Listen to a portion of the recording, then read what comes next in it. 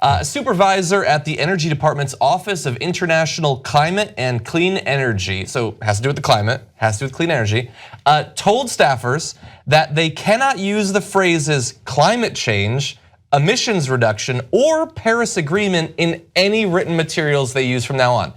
Again, reminder, it's the Office of International Climate and Clean Energy. They can't talk about any of those things anymore. That's the Trump administration. There you go. You know what that is? That is literal political correctness. So the two groups that did political correctness and where that term arose from were the Soviets and the Nazis. So they would send memos just like that one, where they would say, here are the words that are no longer allowed, and these are the politically correct phrases that you can use. They're not factually correct. These are the politically, politically correct terms to use.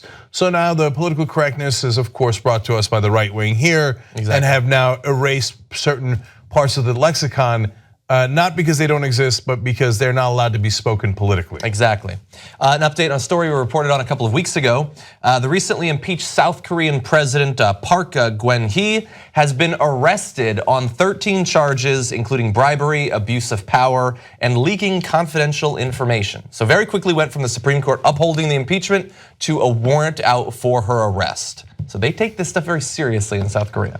Apparently there was a chance of lock her up. And they might. Yes. If only that could have happened to more world leaders. I'm not saying where.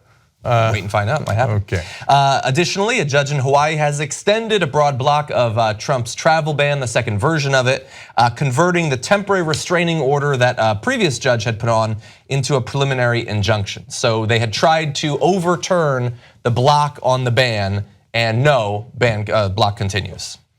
That's good news. Yes, so Hawaii as usual delivering. There's now free and fair elections legislation in Hawaii as well, which you guys should support. Interesting. Hawaii at wolf-pack.com. Did I mention that? Okay. Yeah.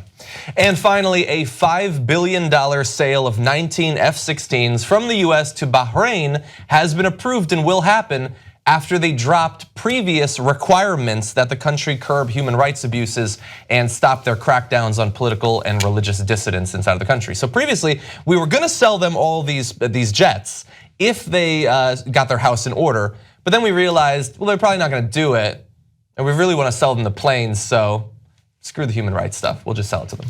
Well, I mean, we don't even know if they weren't gonna do it, just Trump came in and said, who cares, it's all about the money. Exactly, yeah, I'm exaggerating. Yeah, human rights abuses, well, we do human rights abuses. We're bombing civilians in Somalia, Yemen, Iraq, Syria. So what? So Bahrain does human rights abuses. Who cares? But I will point out for all you Trump supporters out there. Remember how he said he was going to protect Christians? In Bahrain, they're cracking down on religious dissidents, some of which might not be Muslim but Christian. Oops. Now Trump says, hey, am I making money or am I not making money? I don't give a damn about you and your religion. I'm moving forward, even if that religion is Christianity. Young Turks now has over 6 billion lifetime views. You know who did that? You did that. We're now larger than CNN, ABC, you name a news network online, we're larger than them. And you built all that as everyone scoffed and didn't believe. And here we are, guys, thanks to you. Build independent media together with us at tytnetwork.com/join.